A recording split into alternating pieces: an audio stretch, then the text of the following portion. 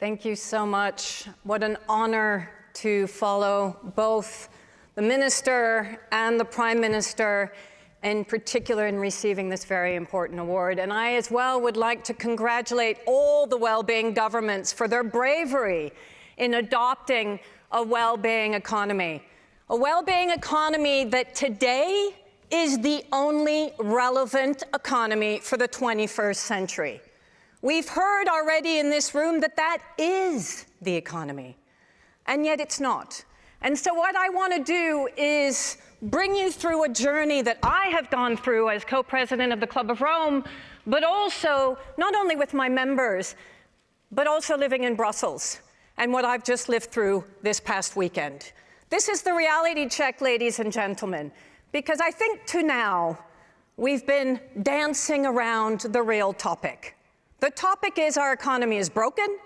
We have the highest amount of lack of wealth distribution across the globe that we've ever seen. We've seen inequality grow. We've seen well-being decrease. We've seen a decrease in life satisfaction across the globe. This is the first generation that is making less than its parents.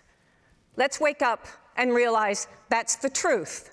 Then let's think through, how do we move from the incredible seminal report that we saw produced by the Club of Rome, the organization that I am honored to be a part of, the Limits to Growth in 1972, that already warned that we would actually go beyond the planetary boundaries at around this time in the 2020s.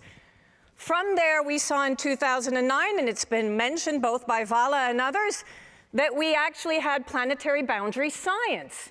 And we've now surpassed 6 of those planetary boundaries, and we are pretty close to the 1.5 degree alarm bell that we were told we were going to try to meet during most of the COP negotiations that we've been having. From that, when we decided to commemorate, actually, our 50-year anniversary of the Limits to Growth, because you don't celebrate when you know that you haven't succeeded in convincing people that actually we do have limits, we put in place a group of scientists and modelers and economists to try to understand how can we meet the challenges of today. And that's how we developed Earth4All, a publication but also an initiative. And from that, we've also now been working with the UN to try to see how we can translate those SDGs that are so important into SDGs for all. Because we can create an Earth4All that is anchored in a well-being economy, or an economy, in any case, that services people, planet, and prosperity. Whatever we decide to call it, it has to have a similar value system, based on the fact that actually we want to enhance global well-being. Because all our statistics demonstrate, including the survey that we performed last year, that actually 74% of G20 citizens want a well-being economy. And yet we know that, as I said, well-being is dramatically declining across the globe. And we're not the only ones that are saying this. This is not pie in the sky or some kind of niche approach. This has also been evaluated by the top corporations across the globe. Because what have they said? They've actually said that the greatest risks that we have in the next 2 to 10 years are both social tipping points and environmental tipping points across the world. And that it's the interrelationship between both of those that are going to have the greatest impact on our lives and create the greatest instability that we've ever seen. So we know that we are at risk. We also have just seen, actually, in Nature, the publication of the Potsdam Institute that has indicated that if we surpass 1.5, GDP will decrease by 10 to 15% per atom. And if we actually get in between 1.5 to 2 degrees, we know that we will lose 26% of income. So why is it that we're still struggling with putting in place a well-being economy? When we know that GDP does not work, when we know that the costs of not doing anything are much greater than the costs of transforming our economies. This is why we agreed through the Club of Rome and working with economists across the globe that we needed to think about 21st century economics, and we needed to integrate this into an Earth-for-All approach.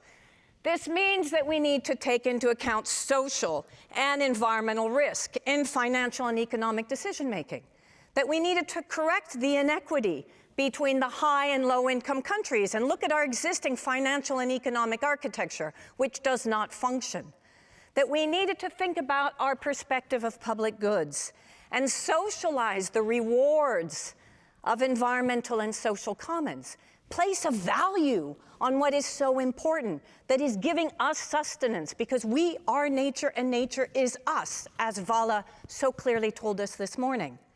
And that we need to increase the agency of women and workers to drive the direction of our economy. And there are a variety of different approaches. But the most important is just to embed those values in whatever we decide to do. And that is why we came up with an Earth4All approach, a systems change agenda for well-being within the planetary boundaries. Based on some of our modeling, we saw that we needed 5 key turnarounds in order to reach what we call the giant leap scenario and a well-being scenario.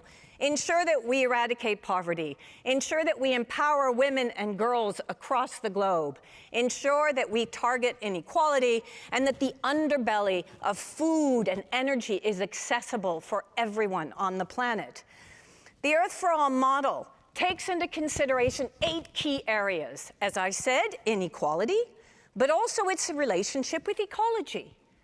The role of the public sector and the state. We need a strong state, not an authoritarian state, but an authoritative state that services people, planet, and prosperity at the same time. We need to understand finance and real capital flows. Capital flows that are going towards the goods, not the bads, that are costing the externalities. And I often say, when people tell me, but we don't have the money, the just transition is just too costly. Excuse my language, but bullshit. It's not too costly. But what we're doing is subsidizing all the wrong things. 2.8 billion windfall profits for oil and gas companies per day. Just take that, tax it. Little bit, 10% maybe, and put that in a just transition fund. And then you tell me that we don't have the capital. We have the money, we just don't use it for the right reasons. Put in place the right labor laws and understand the role of employment, but also understand the role of AI and understand the fact that we are going into a very different economy. And what does that look like? Maybe universal basic income, maybe universal basic dividend. Take into consideration demographics, population growth in some countries, population degrowth in other countries. And what does that look like in terms of the strain of the economy? And then the fundamentals of well-being, which is why we came up with the Wellbeing Index. If you look at the interrelationship of all of the different factors, what we call the spaghetti, and this is only one plot, between the social and the environmental tipping points, here's the key aha moment. The speed of action on the planetary boundaries is a function of the speed of action on inequality and poverty. The fact of the matter is that we need to focus on inequality and poverty in order to truly meet our planetary boundaries. And this means that if we put in place most of our recommendations, it will only cost 2 to 4% of global income per annum. Now, that is not a huge amount if you take into consideration the fact that we are now, unfortunately, moving a lot of our funding into defense, in some cases, rather than focusing on some of these key areas that we need to address. No one is saying that defense is not important, but we do need to remember that climate change and insecurity is part of our security policy, not just defense. We have to broaden our notion of defense and understand that actually the only way that we will move towards a well-being economy is by putting in place what we call our giant leap scenario, which is implementing those 5 key turnarounds. And then what happens when you start to implement those 5 key turnarounds? You can see here that actually, if you look at the difference between the giant leap scenario and the too little too late scenario, or what we call the business as usual scenario, that you actually can, by implementing the giant leap scenario, have more millions of people below 685 a day move above 685 a day. moving them more into an area of security where they can thrive, not just survive.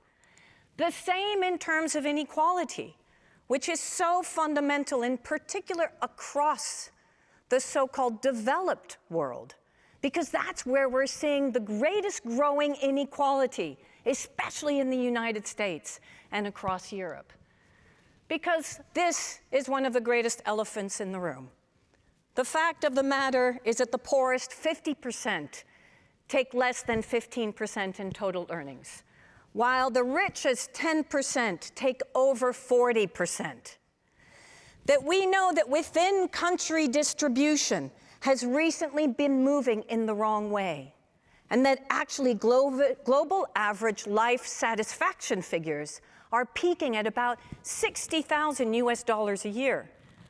Whereas once you start getting over that income, we realize that life satisfaction is going down because people just aren't happy. They're not happy with more. But somehow that American dream that has been so spoon-fed to everyone, that capitalistic dream that the more you make, the happier you are, is the way in which most people feel that's the only way that they're actually going to be satisfied. But it doesn't happen. And it, in particular, doesn't happen when you see growing inequality. Because the fact of the matter is that when you look at CEO salaries, for example, in the United States, since 1978, they have grown by 1,400%. 1,400%. Those are the packages that we see now top CEOs getting in the United States. And yet, employee salaries have grown by 18%. And inflation in many places have grown between 20 to 50%, depending which country you're in. That level of dissatisfaction, of inequality, is what has fueled the pushback in the United States and in Europe over the last few months, and has led to the exact result that we have today in the European elections. This is extremely important because also what we see is that growing inequality increases distrust. So we have to talk about the feedback loop. We have to think through, well then, how can we actually reduce social tension by ensuring that we put in place the right political space in order to transform public action?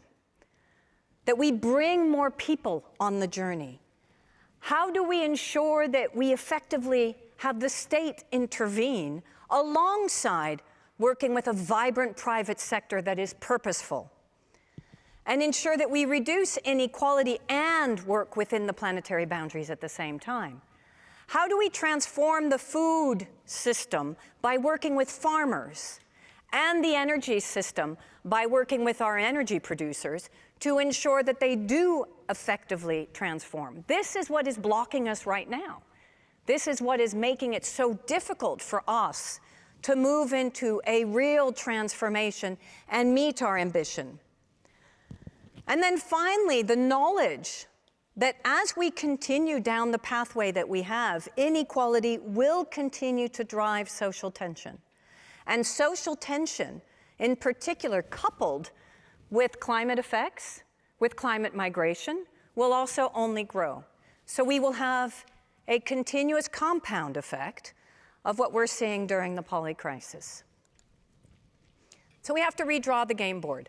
We have to think of new innovative ways of working through our funds, of thinking through citizen funds, for example, to distribute the wealth of global commons fairly, of bringing in new government measures that subsidize, as I said, the right things and penalize the wrong things. Get rid of fossil fuel subsidies and industrial agricultural subsidies and make sure that those funds are actually put into a pool that moves towards green technologies, but also enables farmers to move towards regenerative agricultural practices. Ensure that we reform the international financial system and what I call our over-financialized economy. Because at the end of the day, the financial architecture that we have today, and we've mostly spoken about Western Europe and Northern Europe, but if we look at the global South, who are asphyxiated by debt, we will not have a global just transition unless we think through a shift within our financial architecture and start canceling debt. But we also will need, within our own countries, to think through real taxation policies that will enable us to start getting some of that capital into our accounts and into our budgets. And this will mean new progress indicators in the context of well-being economies. This will mean broadening our notion of GDP into a broader well-being economy beyond GDP set of indicators, which is exactly what's happening, not only in Iceland and in many of the economies that we've seen through the well-being economies, but also in conversations that we're seeing at the OECD, that we're seeing at the UN, and that we're seeing at the EU level that I'm very actively involved in. So at the end of the day, through the giant leap scenario that has many of the similar indicators that we've been speaking about with regard to well-being economies, we start to have a direct impact on ensuring that we have higher well-being globally rather than just in a few countries. And you can see that through our giant leap scenario in comparison to the too little too late scenario. Again, I repeat, the too little too late scenario is today's scenario. The same with social tension. Very clear the way in which we're able to reduce social tension to stay within a boundary of enabling more thriving rather than survival, reducing fear-mongering, reducing the radicalization that we've seen in many of our countries, which is really getting quite frightening. So let me finish by leading you through a process of understanding how we translate some of the work that we've been doing into the reality of today and what the next steps should be. This is recent data that I've just plugged into this presentation. It has not even been launched yet. It will be launched next week, commissioned by ourselves and the Global Commons Alliance. And here's what's so important. Brand new data, G20.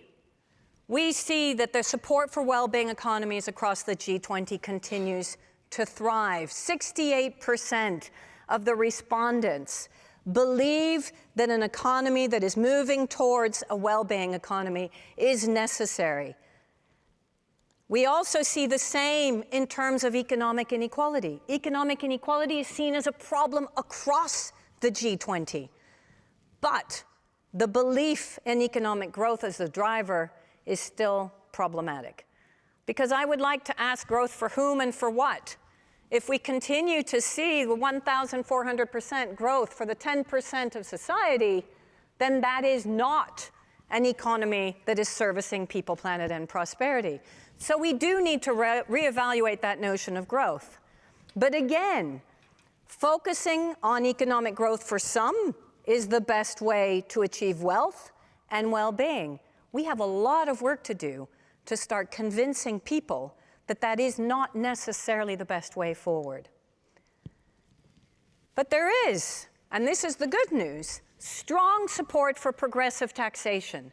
In fact, most of the respondents have said, I don't mind paying my fair share as long as others do too. As long as those that are the wealthiest are paying their fair share, because I don't feel that they do. So how do we translate all of our results into a narrative? How do we start to illustrate all of this so we bring more people on the journey? That is the struggle. That is where we've gotten things wrong. That is how we had a radicalization through the European elections. And that is the responsibility of all of us who are practitioners working in this area, policymakers who must work with citizens, businesses, to make them understand that the cost of inaction is much greater than the cost of action. That's why in our storytelling efforts through Earth4All, A Survival Guide for Humanity, the book that we did publish, we tried to translate this into the lives of 4 girls that then turned into women. 20 years in their lives, showing the differences of what Carla's life in Los Angeles would look like if we put in the giant leap versus the too little too late scenario. or what Ayatollah's life would look like in Lagos, Nigeria, or what Chu's life would look like in China, or Samia in Bangladesh. And why has this worked? And why these characters? Because we were able to start illustrating practical consequences in people's lives. We were able to create an emotional connection.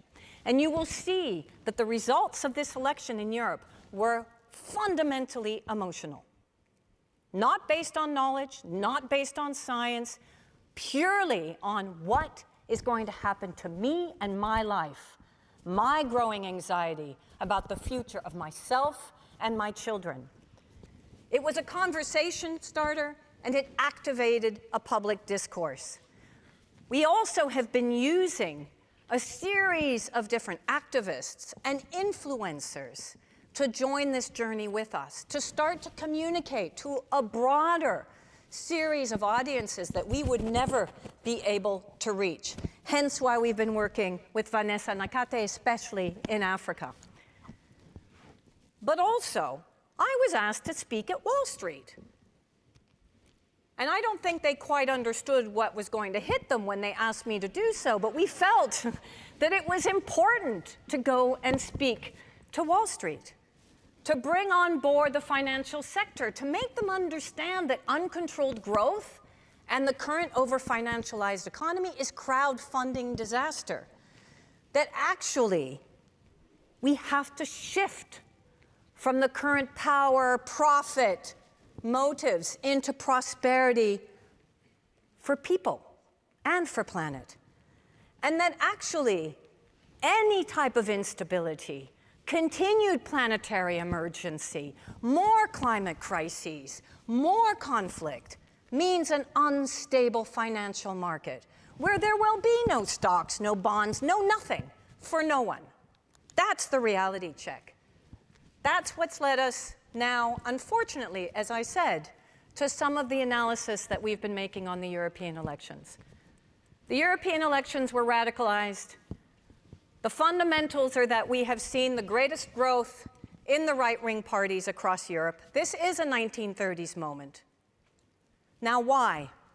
What we've seen in the election language is the focus on security, is the focus on defense, is the focus on competitiveness, on the single market, whether it works, whether it doesn't work, on industrial plans, on why are we not as prominent and as strong as the United States and their IRA, on people first because we are struggling and inflation is hurting us and farmers are complaining, rightly so, and on Europe first. That was the language that was used. How do we change the conversation? This is the work that we all need to do as practitioners in this area, and this is the work that we are now working on.